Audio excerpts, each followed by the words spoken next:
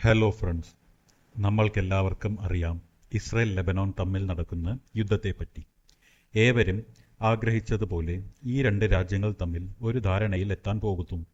Israel, യുഎസും ഫ്രാൻസും മുന്നോട്ട് വച്ച ഒരു സീസ് ഫയർ ഡീലിനു സന്നദ്ധത അറിയിച്ചിരിക്കുന്നു. ഹെസ്ബൊള്ളയുടെ നിലപാട് ഇനിയും വ്യക്തമായിട്ടില്ല. സീസ് ഫയർ ഡീലിൻ്റെ ഉള്ളടക്കത്തിൽ പറയുന്ന കാര്യങ്ങളെക്കുറിച്ച് നമുക്ക് നോക്കാം.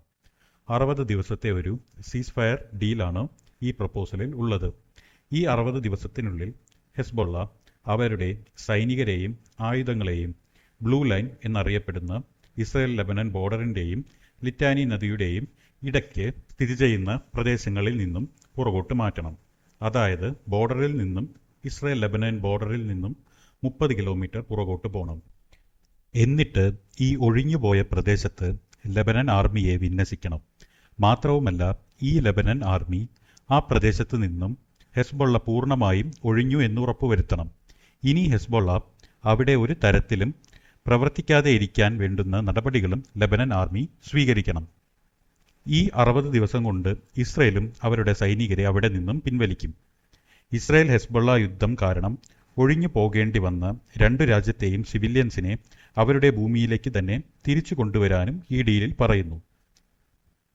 ചുരുങ്ങിയത് ഒരു 5000 സൈനികരെയെങ്കിലും ഈ ഭാഗത്ത് ലെബനൻ ആർമി വിന്യസിക്കും എന്ന് കരുതപ്പെടുന്നു. പക്ഷേ ഈ സൈനികർക്ക് ഹെസ്ബൊള്ളയെ നിയന്ത്രിക്കാൻ കഴിയുമോ എന്ന കാര്യത്തിൽ ഒരു ഉറപ്പും ഇതുവരെ ലെബനൻ ആർമി നൽകിയിട്ടില്ല. മാത്രവുമല്ല, ഈ ഡീൽ നിറവേറ്റാൻ മാത്രമുള്ള പവർ, അതായത് മണി, മാൻ പവർ ആൻഡ് എക്യുപ്മെന്റ്സ് തങ്ങൾക്കുണ്ടോ എന്ന കാര്യത്തിലും ലെബനൻ ആർമി ആശയക്കുഴപ്പത്തിലാണ്.